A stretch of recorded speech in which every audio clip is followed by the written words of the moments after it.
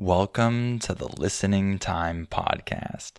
Hey everybody, this is Connor, and you're listening to episode 198 of the Listening Time podcast.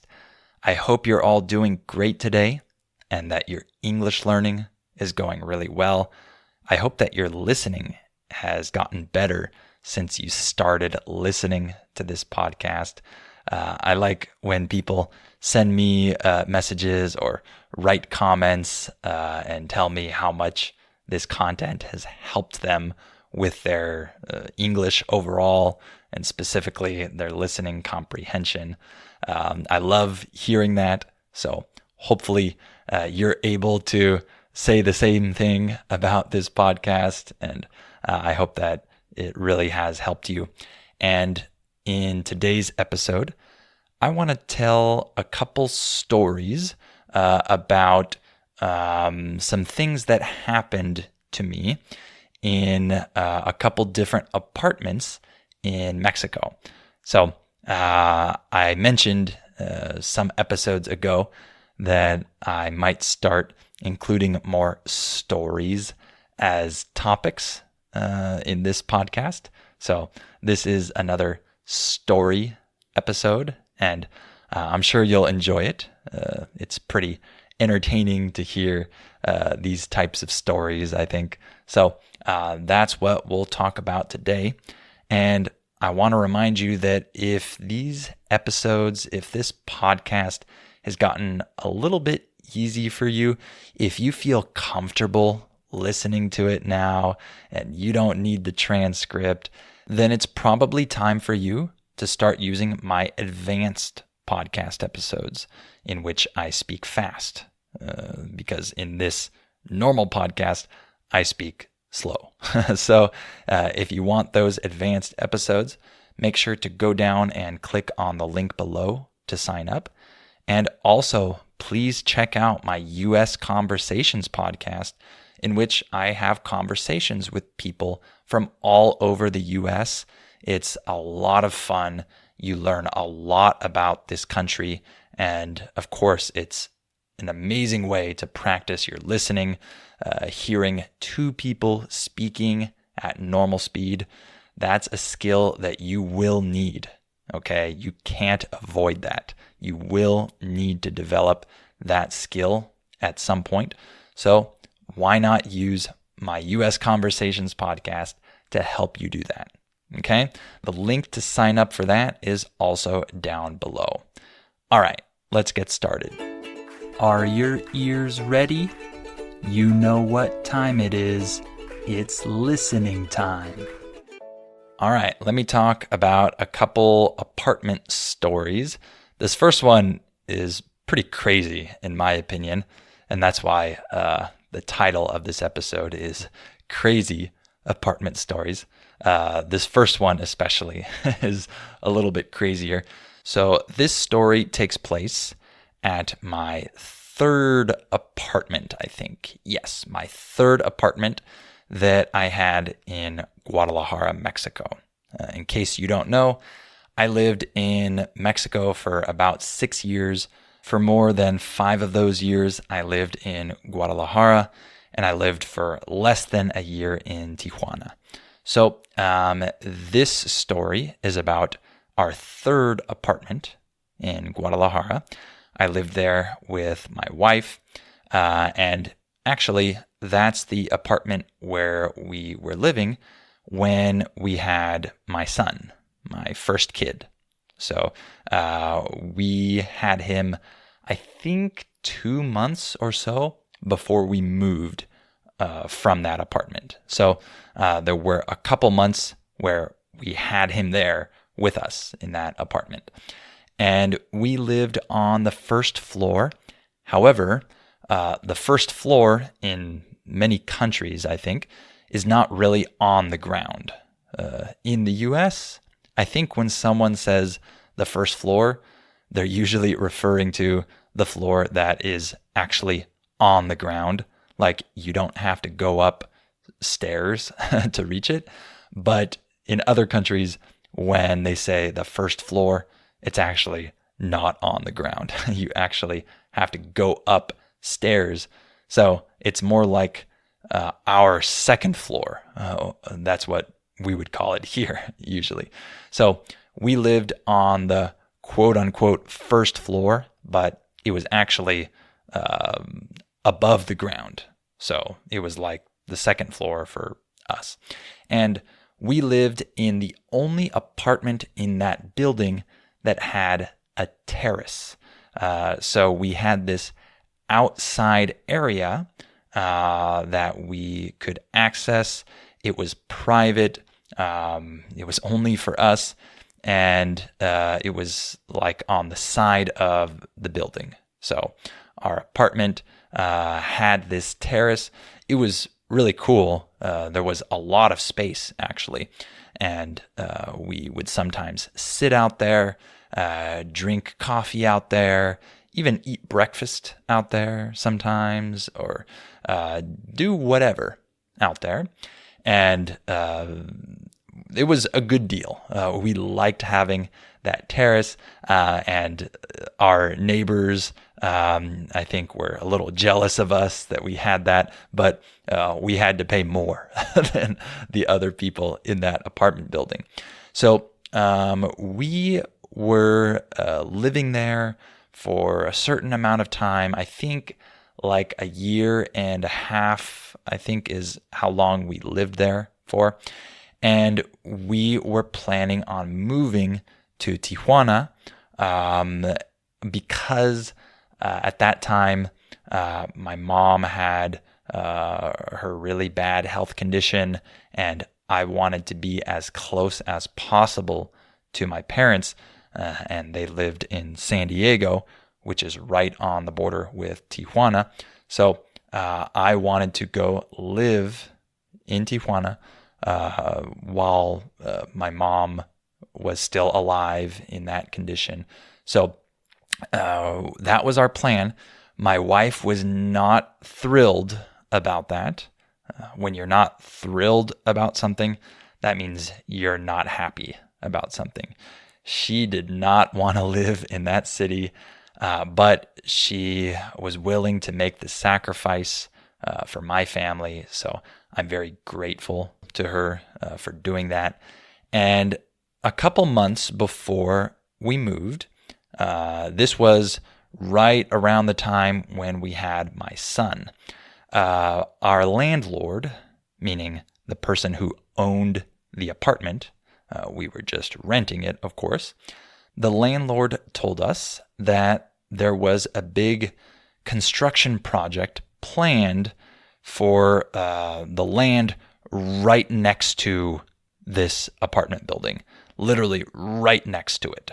So they were planning on building something right there. I can't remember what it was, but they were going to build something. And so he told us this to warn us about the noise, because it was going to be a really noisy project, of course. They were going to build a building there, and it was right there by our terrace and our apartment.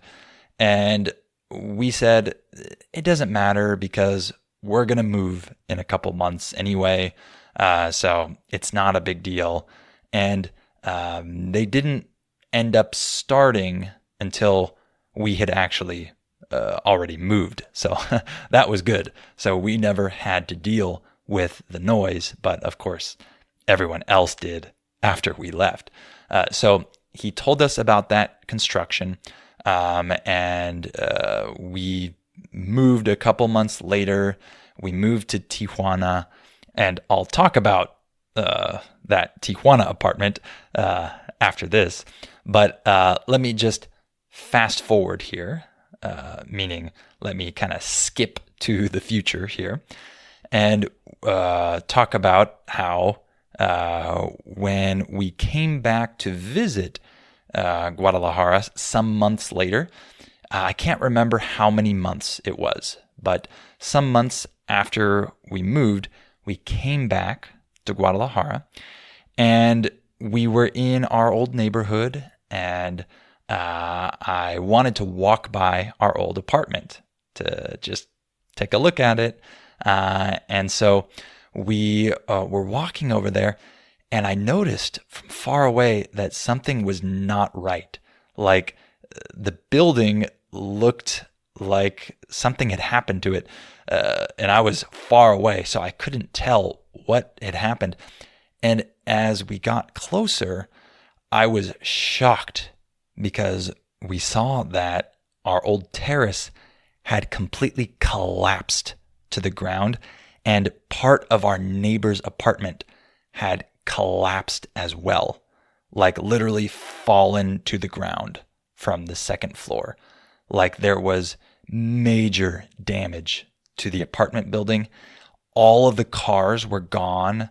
There was tape over the entrance, like that police tape where you're not supposed to pass. And the construction project next door was not active, and it was clear that something went very wrong. And at that time, we had no idea what had happened. We were just shocked to see our former terrace completely collapsed and our neighbor's apartment collapsed. And what's funny is that my barber that I used to go to get my haircuts was located right on the other side of that building project that they had been doing. And I decided to get a haircut while I was there in Guadalajara. So I went in, I caught up with my old barber. I always liked talking to him. And I asked him, what in the world happened to our apartment building? And he told us that the construction that was happening went wrong. Something happened, like they drilled in an area where they weren't supposed to drill or something. And he told us that he was working at the time. He was cutting someone's hair, and suddenly he felt this rumble and heard this rumbling noise. And he ran out and he saw that that terrace that was part of our apartment and part of our neighbor's apartment had collapsed to the ground because of what this construction crew had done. And I was shocked. And after that, I just talked about this with my wife, how we had our son there and we spent a lot of time there on that terrace, and we very well could have been on that terrace when it collapsed. And even like our neighbor's apartment, I think the bedroom collapsed. Thankfully, they weren't in there. But after that, we were just super thankful that we weren't in that apartment and that our son wasn't there, because who knows what would have happened. Imagine how traumatic that would have been for us to suddenly feel the ground rumbling and then it collapses under us or something like that. And also another really bad thing that is part of what happened is that they didn't allow anyone to enter that apartment building for a long time afterwards. Like the people had to evacuate, meaning they had to leave immediately, of course. So everyone had to leave immediately. They had to get their vehicles out of there, I think. I'm not sure what happened, but our old neighbor told us this when we ran into him one day. He told us that they had to get out immediately, and they wouldn't allow anyone to go back inside and get all of their stuff. And I think it was like that for a couple months, actually.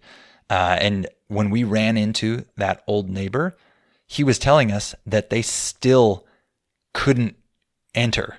Like he was still waiting to go in and get his stuff from the apartment.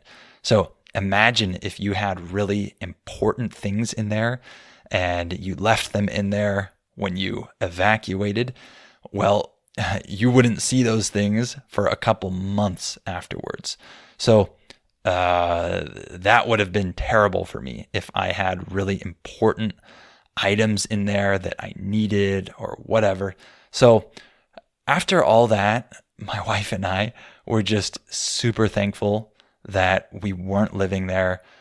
Even my wife, who did not want to move to Tijuana, she was even thankful that she had to move and get out of that apartment because I hate to think what could have happened if we were still living there when that happened. So that's the first crazy story. Let me talk about my apartment in Tijuana now. This story maybe isn't quite as crazy, but I wanted to include it. So we moved to TJ. We call Tijuana TJ here in San Diego. We moved to TJ back in 2021, and we moved into an old apartment building. It was not a good apartment building. There were problems with it. It was old, but it was in a prime location, meaning a very good location where many people want to live. So we sacrificed a little bit in terms of the quality of the building so that we could live in that location. So we lived there for like 7 months in total, and my wife hated living in Tijuana. She was not happy there.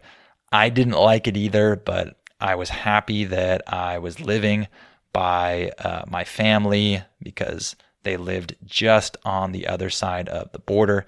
So I was able to see them all the time. And let me just say that I'm not here to talk bad about Tijuana. I love going to Tijuana. I go there all the time, but it's just not the place where I want to live. So if you live in Tijuana, just know that I'm not talking bad about your city, okay? I love going there. There are a lot of great things there, okay?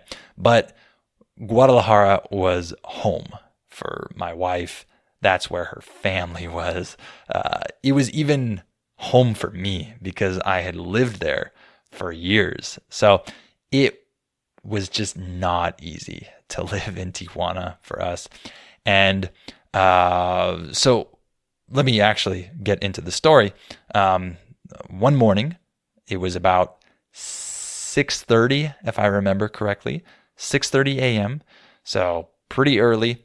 I was on the couch in the common area doing some work, and my wife and my son were asleep in the bedroom, and I was just there working. Things were pretty quiet, and suddenly I hear someone outside our door, and he sounds pretty frantic, like his movements were really fast and a little bit anxious maybe. And then he starts trying to force our door open, and he's like turning our doorknob, pushing the door in, boom, boom, boom. He's trying to get into the apartment, and I was just stunned. I did not expect for that to happen. When you're stunned, it means that you're super surprised or shocked, and it's like you don't even know what to do.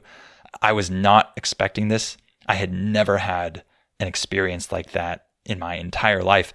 So I was completely stunned. I guess you could say I was unprepared, and I regret that now because I want to be prepared in those situations and prepared to defend my family. But I was just stunned there, almost not realizing what was happening as this person was trying to break into our apartment. And my wife was sleeping in the other room, and my baby son was in there. I didn't have a weapon. I had nothing there with me besides my computer, which isn't really a weapon. and he tried multiple times to get the door open. And I remember thinking, like, is this guy going to get in? And I had just started formulating my thoughts, but fortunately, he couldn't do it, and he ran out of the building. I heard him run out the front door of the apartment building. We were on the first floor there, actually on the ground, and so I could hear him exit the building, and I thought that maybe he was going to run to the other side because we had big windows on the other side of our apartment, and anyone could go to the other side of our building and come up to our windows on the other side. So I thought he was coming around to the other side and was going to try to come in through the windows because, like I said, he easily could have just walked up to our windows. And so all he needed to do was break them and come in. So I ran into the bedroom, woke up my wife, told her that someone was trying to break into the house, and we just kind of got mentally prepared. We didn't really want to go to the front door because the person had just left the front door, and I didn't know if he was still there or if he was coming around the outside. So we couldn't really do much in terms of like preparing physically, but we were just preparing mentally. We were trying to listen to see where he was, and it all just happened really fast. And again, we had no weapon. We didn't really have anything besides our own fists to defend ourselves. Your fists are your hands when you squeeze them into a ball, right? To punch someone. That's your fist. So we didn't have anything to defend ourselves. And thankfully, the guy just didn't do anything after that. He didn't come and try to break in through our windows, and he didn't come back and try to come in and break the door down. So thankfully, nothing happened. But I was preparing for the worst. I was convinced that he was going to try to come into our apartment in whatever way possible. And afterwards, I was thinking about how just scary that was, especially because he tried to break in at a time where it was pretty obvious that we were home. I think that when people break into other people's houses or apartments in the middle of the day, like when people are out working, that's a little different because the person maybe thinks that the people that live there are not home and they just want to go in and steal stuff. But when you enter into an apartment or a house, when you know that the people are home, that's something else. At that point, your intentions are different. You're not just expecting to go in and steal some stuff. Like he was trying to push our door down, knowing that we were in there. So that is a scary idea. Like he was going in prepared to like fight me or kill me or I don't know what. So I thank God that nothing happened. And that was the last straw, as we say in English, meaning that was the last negative thing that happened that forced us to move back to Guadalajara. This was really tough because my parents were in San Diego and I didn't want to leave them, but I had to look out for my family first, my wife and my son. And I remember we were talking to my father-in-law about what had happened, and he told us, these people might be targeting you because Connor's a foreigner. They might think he has money. And he kind of scared us like that. Like, oh, these people might come back. This person might come back and try this again. maybe they have seen me go in and out of this building, and it kind of made us nervous, and we decided to just leave. I think we were there for a couple weeks more or something, but we had already planned on moving back to Guadalajara because my wife was just miserable and I had to look out for her first. But when that happened, it was like, all right, let's just move. And we moved back really quickly.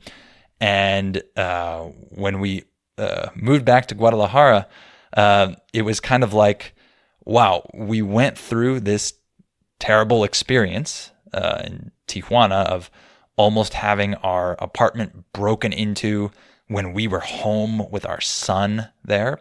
But because we were living in that apartment in Tijuana and we hadn't stayed in our apartment in Guadalajara, we avoided that horrible event of the terrace collapsing at our apartment in Guadalajara. So it gave us, I think, a greater perspective on everything, because there were times when we were discouraged in Tijuana, like we really wanted to be back in Guadalajara. We were just having a hard time there, like I said, especially my wife. And it was easy to just think that, oh man, we just had terrible luck there in Tijuana. We had to move there. We didn't want to be there. We almost got our apartment broken into. Then we had to move back. But in hindsight, meaning when we look back on that event now, we realize that we were really fortunate to have made that decision to move to TJ despite the issues there, because we were safe from that terrace collapsing. So at the end of the day, I'm really thankful that I got out of that apartment, even if I had to live in a place where we didn't really want to live and have that other bad event happen. At the end of the day, that means that we weren't there in that Guadalajara apartment when that issue happened, when the terrace collapsed. So I'm thankful for that. So that's my way of tying these two events together. Hopefully you enjoyed hearing these stories. Hopefully they were interesting for you. And maybe I'll talk about some more stories in future episodes if you like this format, because it's fun to tell stories. I like talking about things that happened in the past. And I hope that this was good practice for your listening. And please check out my advanced podcast episodes so that you can try listening to me speaking at normal speed. Give it a try and see how much you can understand. And really, that's the next step for you. You should move past content that is slow and start to use content that is normal speed, that's fast. So check that out. The link is down below. And also check out my US Conversations podcast so that you can practice with conversations that I have with other native speakers. This will be really helpful for you to practice with those types of situations where you're in a group of people and you need to understand when other people are talking to each other. So the link to sign up for that is also down below. And please give this podcast a 5-star rating if you haven't done so already, and write a review if you can. All right. Thank you so much for listening to this episode, and I'll talk to you on the next episode of Listening Time.